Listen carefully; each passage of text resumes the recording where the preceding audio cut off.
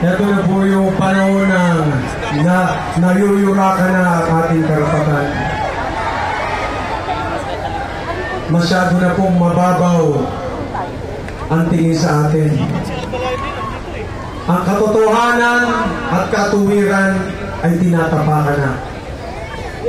Hindi na tayo pwede magbulag-bulagan dito. Hindi natin pwede isarado ang ating mga mata.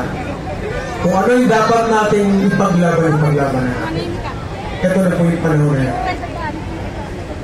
Nais ko pong ibahagi sa inyo isang awitin na ginawa po namin aking kaibigan from Cagayan de Oro.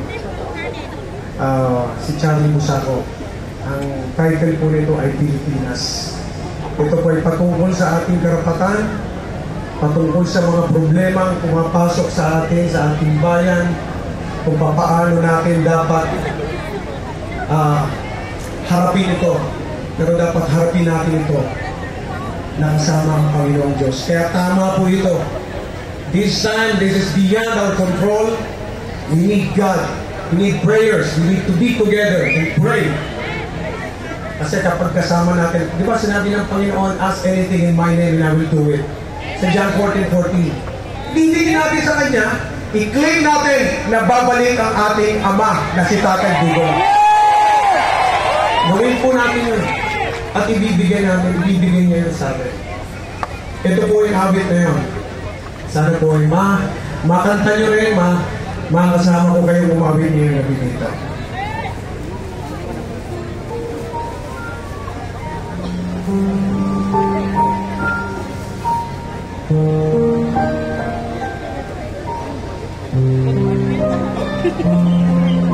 Sa hirap ng ating panahon ngayon, may mga katanungan na walang kasagutan.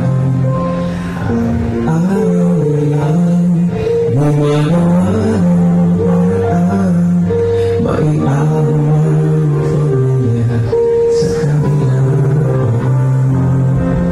Ang mga yun, kahit kumakawang ka, lubog pawisan siya, tanging puhunan.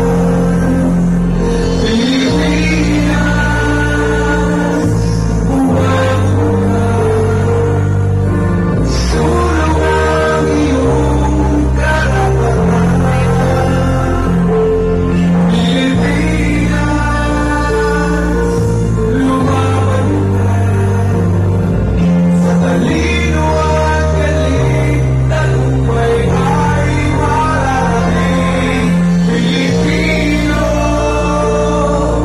kung may pagsubok man, lipas na ito. Kung maging panahon, Diyos ay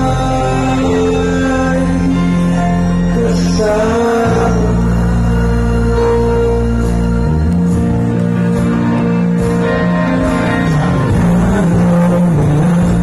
Gumagawa ng paraan, mangialam na lumabing sa kanan. Masakit man, mawalay sa naman, mapagtanan ng kanyang panahon. Huwag kang pumayag, magpaabot sa kailangan. Lahat tayo'y pantay sa mata ng may kapal. Pilipinas, bumago ka,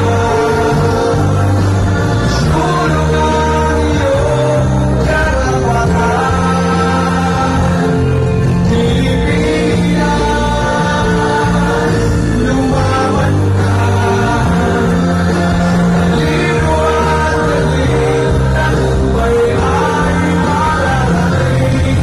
Pilipino, kung may pagsubok man, lilipas dito. Maging palapit ka, Diyos ay kasama.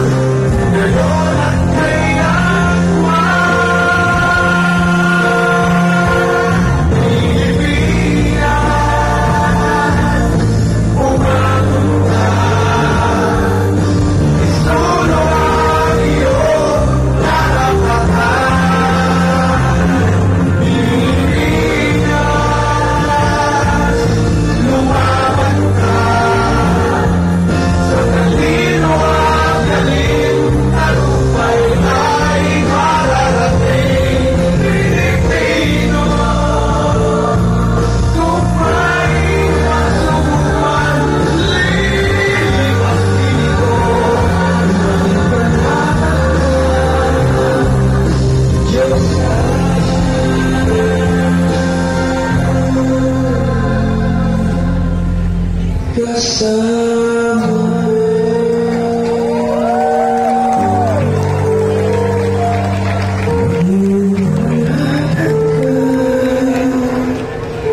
Diyos ay kasama.